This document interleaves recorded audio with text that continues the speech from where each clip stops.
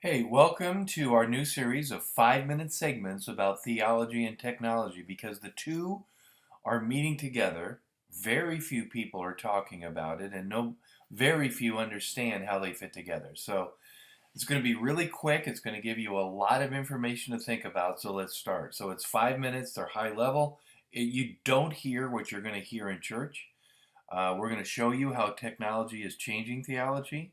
We're going to explain why millions are walking away because of that fact. What our kids hear in school, which they may or may not tell you because they, may just run away from it.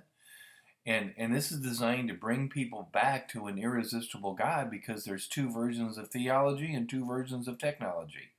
There's a resistible version, which is not logical. And when things are not logical, your mind just rejects it. And all of a sudden, all these questions come up, and then it doesn't make sense. And the next thing you know, you're a nun, which we'll talk about in a second. And then there's an irresistible version, which we have launched on Twitter called #LogicalTrust. So, what is irresistible theology? What is it? It's a theology, apologetic, or belief system that stands up to scrutiny and thus can be trusted.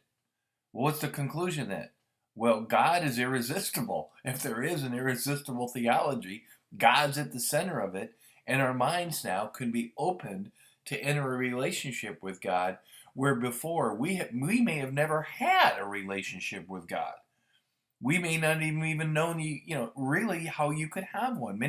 This is why many people walk away because they were in a rules-based situation with God, not a relationship-based system. Well, what is irresistible technology?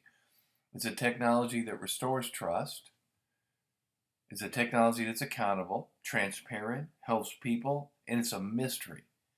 But it has now been revealed. And when this irresistible theology joins irresistible technology, millions of people will respond. They already are responding to the technology side, and they don't even understand how theology fits in. It's what everyone has been waiting for, and it's now arrived. More on this in future studies. 5-minute segments. We're going to be in and out, so I don't know. We got 2 minutes left. And I want you to look at this, nuns. Nuns are not atheists. Nuns are the unaffiliated section over here. See this big gray part? And see how the gray part grows based on how young you are? This is why all the kids are leaving Christianity. Because it makes no sense. Now, why are not the older ones leaving Christianity? There's still a lot of older ones leaving, but you've been indoctrinated to the point where, whatever, okay? These guys think a little different because of technology, and it doesn't stand up. They're leaving because Christianity teaches the Bible as the foundation of its belief system or apologetic, and it's easy to show all kinds of errors in these historical documents that are not really errors. But I'm going to show you some of this stuff, so why you never hear it in church. And if the Bible is the foundation of your faith, and we can now show that there's discrepancies or errors or, why did this guy say that and this guy say this? Okay, it must not be God. It means, and the way Christianity teaches is the Bible is either all true or all false.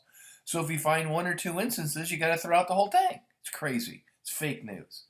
Okay, 5 facts to remember before we leave. The Bible's in 2 parts. The new part did not know there would be a new part. Now, you would think that this is obvious. No, it's not.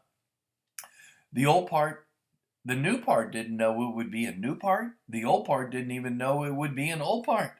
The new part is different than the old part, and the old part is not written to Christians today because there were no Christians when the old part was written. I mean, how obvious is this? Okay. And then here's your thoughts, and then we're out of here. The New Testament writers don't say they are writing God's words. They say it's their words. The only exception is Revelation, which is evidence that the rest of it is not God's word. Because why have 2 different versions of a beginning? Go look at the introduction of Revelation and look at the introduction of Luke and see how diametrically opposed they are. Just look at it. The Old Testament says it's God's words. The New Testament says that the words became human because the words on paper weren't working. The New Testament is God's demonstrated. The Old Testament is God's said. The rules were changed. There was a hard fork in Judaism, led to the United States of America, and this whole doctrine of inspiration is confusing, not logical, and leads to problems. Very little is said. We'll talk about it more next time. Thank you.